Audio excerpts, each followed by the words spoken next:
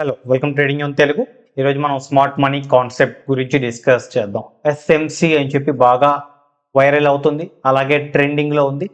SMC నేర్చుకుంటే మనకి బాగా ప్రాఫిట్స్ వస్తాయి.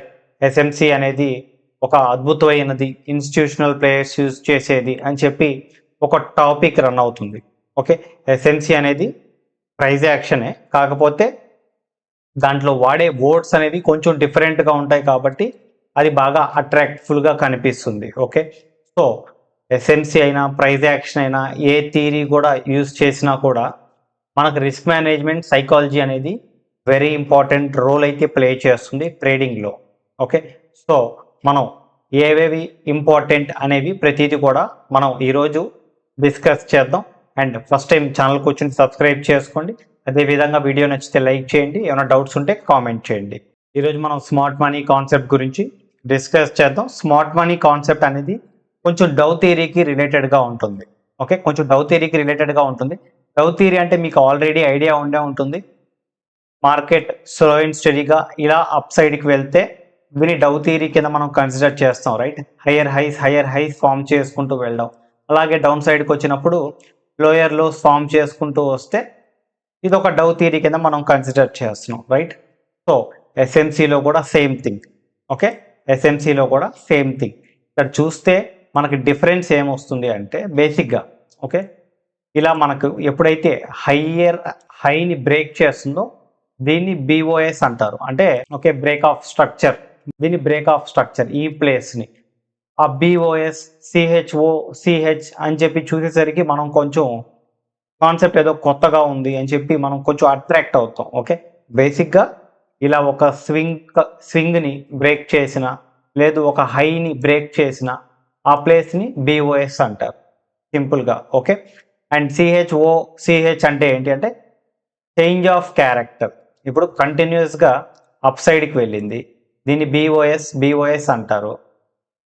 ఓకే, వన్స్ ఇక్కడ ఈ లోని బ్రేక్ చేసింది అంటే సిహెచ్ అంటారు. అంటే చేంజ్ ఆఫ్ క్యారెక్టర్. అంటే ఇప్పుడు దాకా అప్ ట్రెండ్లో ఉన్న మార్కెట్ ఇప్పుడే ట్రెండ్ రివర్సల్ కనిపించింది అని చెప్పి డిస్కస్ చేస్తాం కదా, దాన్ని స్మార్ట్ మనీ కాన్సెప్ట్లో సిహెచ్ అని చెప్పి వాడుకుంటూ ఉంటారు. ఎస్ఎంసి కాన్సెప్ట్ యూజ్ చేసినప్పుడు మనం ఏ టైం ఫ్రేమ్ యూజ్ చేయాలి అనేది చెక్ చేద్దాం.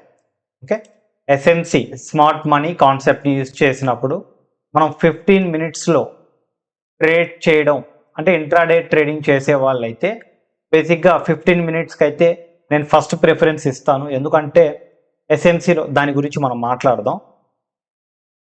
మనకు బేసిక్గా ఎస్ఎంసిస్ ఎప్పుడు బాగా వర్క్ అవుతాయంటే మొమెంటమ్ 1.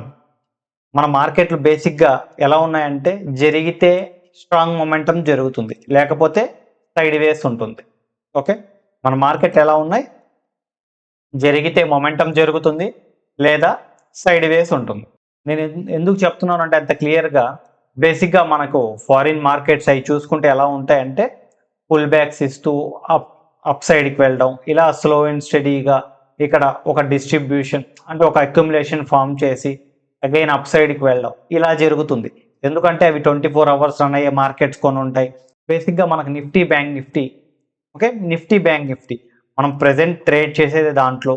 ఈవెన్ స్టాక్స్ కూడా అంత పర్టికులర్గా ప్రైజ్ యాక్షన్ అయితే ఉండదు అని చెప్పి నా ఒపీనియన్. 1 అవర్ టైం ఫ్రేమ్లో మనం ప్రతిదీ కూడా డ్రా చేసుకోవాలి. ఓకే, ప్రతిదీ కూడా అంటే ఆర్డర్ బ్లాక్స్ డ్రా చేసుకోవాలి. ఓకే, ఆర్డర్ బ్లాక్స్ అనేవి మనం డ్రా చేసి పెట్టుకుంటే మనం ఆ ప్లేస్లో బై అండ్ సెల్ చేసుకోవచ్చు. కాకపోతే ఆర్డర్ బ్లాక్స్ అంటే ఏంటి మనం ఆల్రెడీ ఒక వీడియో చేసుకోను. Stop using support and resistance instead of use this అని చెప్పి నేను ఇక్కడ వీడియో థంబ్నైల్ కూడా యాడ్ చేస్తాను, మీరు ఒకసారి చూడండి, మీకు ఒక ఐడియా వస్తుంది. ఓకే, దాంట్లో సపోర్ట్ అండ్ రెసిస్టెన్స్ గురించి మనం డిస్కస్ చేసాం. ఓకే, ఏమీ లేదు, ఆర్డర్ బ్లాక్స్ అంటే ఏంటి అంటే demand zone, okay, demand zone, supply zone, support and రెసిస్టెన్స్ని ఆర్డర్ బ్లాక్స్ అంటారు. ఓకే, ఆర్డర్ బ్లాక్స్ అంటే ఏంటి, సపోర్ట్ని, రెసిస్టెన్స్ని, డిమాండ్ జోన్స్ని, సప్లై జోన్స్ని ఆర్డర్ బ్లాక్స్ అంటారు. సేమ్ థింగ్, రిమైనింగ్ మొత్తం సేమ్. ఒక డిమాండ్ జోన్ ఉంది, సపోర్ట్ డ్రా చేయడం వచ్చు, అదొక ఆర్డర్ బ్లాక్. డిమాండ్ డ్రా చేయడం వచ్చు, అదొక ఆర్డర్ బ్లాక్. అదేవిధంగా సప్లై డ్రా చేయడం వచ్చు, అదొక ఆర్డర్ బ్లాక్. అంతే అండి. ఆర్డర్ బ్లాక్స్ అంటే అవే. ఆర్డర్ బ్లాక్స్ అంటే ఏంటి అంటే బేసిక్గా మీరు బై చేయాలి అంటే దేంట్లో బై చేస్తారు? మార్కెట్లో, లేకపోతే లిమిట్ బై చేస్తాం. సపోజ్ ఒక 100 రూపీస్ స్టాక్ ఉంది. ఓకే, మనం బై చేయాలి అంటే మన క్వాంటిటీ చిన్నవి కాబట్టి మనకు లిక్విడిటీ దొరికేస్తుంది. ఒక బిగ్ ప్లేయర్స్ ఉంటారు, రైట్? ఒక బిగ్ ప్లేయర్స్ అనేవాళ్ళు మార్కెట్ ఆర్డర్ని, లిమిట్ ఆర్డర్ని యూస్ చేయరు. వాళ్ళు ఏ ఆర్డర్ యూస్ చేస్తారు అంటే చెప్తాను చూడండి. ఇప్పుడు సపోజ్ వాళ్ళు ఎలా పెడతారు అంటే లిమిట్ ఆర్డర్స్ అనేవి ఒక బ్యాండ్గా పెడతారు. ఒక బ్యాండ్ అంటే ఇప్పుడు సపోజ్ మనం లిమిట్ ఆర్డర్ని 100లో పెడితే వీళ్ళు 100, 99 కొంత క్వాంటిటీ, 98కి కొంత క్వాంటిటీ, 95కి కొంత క్వాంటిటీ, ఓకే, 94కి కొంత క్వాంటిటీ ఇలా యాడ్ చేసి పెడతారు. ఓకే, ఇలా 94కి 100 నుండి 90 వరకు దాన్ని ఒక బ్యాండ్ అని చెప్పి మనం కన్సిడర్ చేస్తాం. అంటే సింపుల్గా చెప్తాను, మనం సపోర్ట్ని ఇప్పుడు ఇక్కడ సపోజ్ సపోర్ట్ ఉంది, ఇప్పుడు ఇక్కడ లైన్ డ్రా చేసుకున్నాం. ఓకే, ఇక్కడ సపోర్ట్ లైన్ డ్రా చేసుకున్నాం. దీన్ని ఆర్డర్ బ్లాక్గా పెట్టాలి. ఓకే, ఆర్డర్ బ్లాక్గా పెట్టాలి. ఎలా పెట్టాలి ఆర్డర్ బ్లాక్ అంటే ఇప్పుడు సింపుల్గా నేను ఒకసారి బ్లాక్స్ అనేవి యాడ్ చేస్తుంటాను మన అనాలిసిస్ వీడియో చేసేటప్పుడు. సో ఇది సేమ్ అంటే సిమిలర్గానే ఉంటుంది కాన్సెప్ట్. ఇప్పుడు ఇక్కడ ఆర్డర్ బ్లాక్ పెట్టాలి. ఏం చేస్తాను, ఆ క్యాండిల్ హాఫ్ నుంచి ఇలా ఆర్డర్ అనేది ఇలా ఒక బ్యాండ్ అనేది ఫామ్ చేస్తాను. ఇలా బ్యాండ్ చేసి డ్రాగ్ చేసుకుంటాను. సింపుల్. ఇప్పుడు ఇక్కడ చూడండి, సింపుల్గా ఇలాగ మనం ఇక్కడ చిన్న క్యాండిల్ ఉంది, చిన్న క్యాండిల్ని ఆర్డర్ని ఇలా డ్రాగ్ చేసుకుంటాను. ఇప్పుడు ఇక్కడ ఒక క్యాండిల్ ఉంది, ఇలా డ్రాగ్ చేసుకున్నాను. ఇలా డ్రాగ్ చేసుకుంటే దీన్ని ఆర్డర్ బ్లాక్స్ అంటారు. సింపుల్. ఎందుకంటే పెద్ద ట్రేడర్స్ అనేవాళ్ళు, అంటే మంచి బిగ్ ప్లేయర్స్ అనేవాళ్ళు ఒక క్వాంటిటీని మనం బై చేయాలి అంటే చాలా హెవీ అమౌంట్ కావాలి, వాళ్ళకి మంచి లిక్విడిటీ కావాలి. ఎక్కువ ప్రైజెస్లో బై చేస్తే వాళ్ళకి రిస్క్ మేనేజ్మెంట్ అనేది ప్రాబ్లం అవుతుంది. సో వాళ్ళు ఒక బ్యాండ్ రూపంలో బై చేస్తారు అని చెప్పి స్మార్ట్ మనీ కాన్సెప్ట్లో ఉంటుంది. Okay, so okay, clear. And ఇవి మనకు ఆల్రెడీ తెలిసినవే, demand and supply, support and resistance అనేవి. కాకపోతే మనం ఆ క్యాండిల్ ఫుల్ని కలెక్ట్ చేసుకుంటే సెట్ అయిపోతుంది. ఓకే, ఏ విధంగా ఇప్పుడైతే మనం ఆర్డర్ బ్లాక్స్ని క్యాండిల్లో 50%, చిన్న క్యాండిల్ అయితే ఫుల్ క్యాండిల్ని ఏ విధంగా మనం ఒక బ్లాక్గా పెట్టామో అలా పెడితే సరిపోతుంది. బేసిక్గా మనం సపోర్ట్ అండ్ రెసిస్టెన్స్ డ్రా చేసుకున్న, డిమాండ్ అండ్ సప్లై జోన్స్ మనం డ్రా చేసుకున్నా కానీ ఏం చేస్తాం, ఫస్ట్ టైం ఆ డిమాండ్ జోన్ దగ్గరకు వచ్చినప్పుడు మంచి క్వాంటిటీతో బై చేస్తాం, రైట్? అండ్ సెకండ్ టైం వచ్చినప్పుడు ఏం చేస్తాం, చాలా తక్కువ క్వాంటిటీతో బై చేస్తాం. సింపుల్. దీనికి కూడా సేమ్. ఆర్డర్ బ్లాక్స్లో వచ్చినప్పుడు మనం ఫస్ట్ టైం మంచి క్వాంటిటీ అండ్ సెకండ్ టైం ఎక్కువ క్వాంటిటీతో బై చేస్తాం. థర్డ్ టైం బ్రేక్ చేస్తే మనకి ఇంకా దాన్ని కన్సిడర్ చెయ్యం. సింపుల్, దాన్ని కన్సిడర్ చెయ్యం. కాకపోతే ఇలా మనం డ్రా చేసుకున్నప్పుడు అట్లీస్ట్ ఒక 5 మినిట్స్ చార్ట్లో, ఓకే, ఆర్ 15 మినిట్స్ టైం ఫ్రేమ్లో మనకు ఒక క్యాండిల్ స్టిక్ ప్యాటర్న్ కనిపిస్తేనే అక్కడ బయింగ్ ఆర్ సెల్లింగ్ ప్లాన్ చేసుకోండి.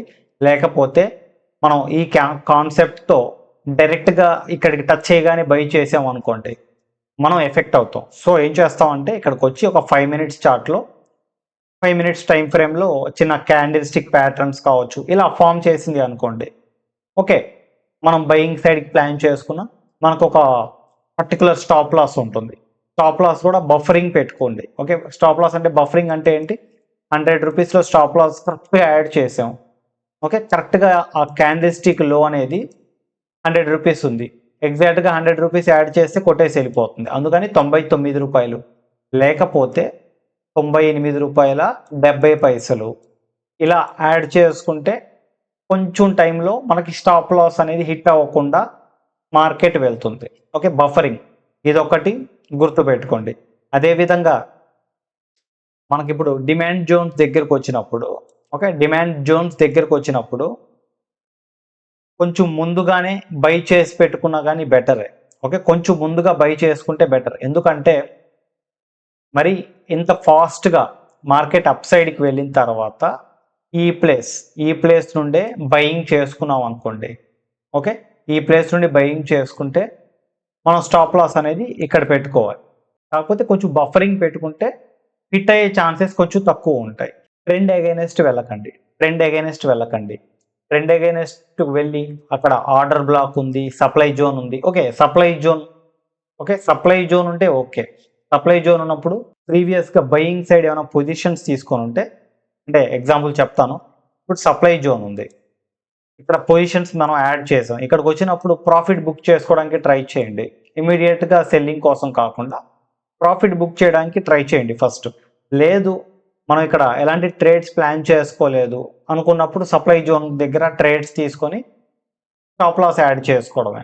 ఓకే, కాకపోతే సపోర్ట్ అండ్ రెసిస్టెన్స్కి ఒక కలర్లో ఆర్డర్ బ్లాక్స్ పెట్టుకోండి. ఓకే, డిమాండ్ అండ్ సప్లైస్కి ఒక కలర్లో ఆర్డర్ బ్లాక్ పెట్టుకోండి. సపోజ్ ఇది డిమాండ్ జోన్ అనుకోండి, రెడ్ కలర్ లేదా బ్రౌన్ కలరు లేకపోతే బ్లాక్ కలరు పెట్టుకొని కొంచెం డార్క్గా పెట్టుకోండి.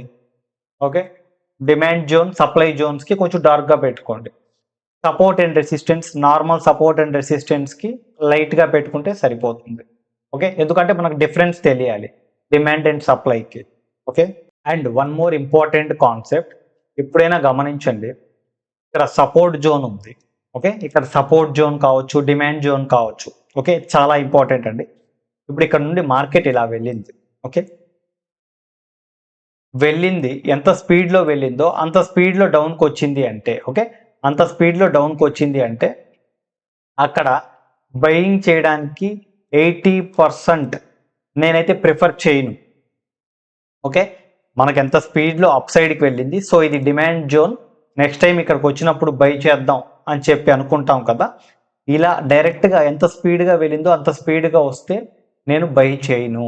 ఎందుకంటే బేసిక్గా అంత స్పీడ్గా వెళ్ళినప్పుడు స్లో అండ్ స్టడీగా ఇలా వచ్చి డిమాండ్ జోన్ని టచ్ చేస్తే నేను అప్ సైడ్కి ప్లాన్ చేస్తాను.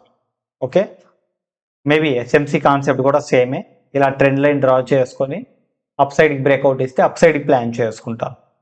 ఎందుకు, దాని రీజన్ ఏంటి అంటే, ఇలా వెళ్ళింది అంటే డైరెక్ట్గా వెళ్ళి అగైన్ డౌన్ సైడ్కి వచ్చింది అంటే మార్కెట్లో వాలటాలిటీ క్రియేట్ అయిపోతుంది. మార్కెట్ బాగా వోల్టైల్గా ఉన్నప్పుడు స్టాప్ లాస్ హిట్ అవ్వడానికి ఛాన్సెస్ ఎక్కువ ఉంటాయి. సో ఇలాంటి ట్రేడ్స్ని అవాయిడ్ చేయండి. నెంబర్ 1, మనకు అంత పర్టికులర్గా స్లో అండ్ స్టడీగా ఇలా మనకు అంత కరెక్ట్గా కనబడదు. బట్ మనకు మొమెంటం సైడ్ వేస్ మనకు మ్యాక్సిమం ఇదే కనిపిస్తుంది. కాబట్టి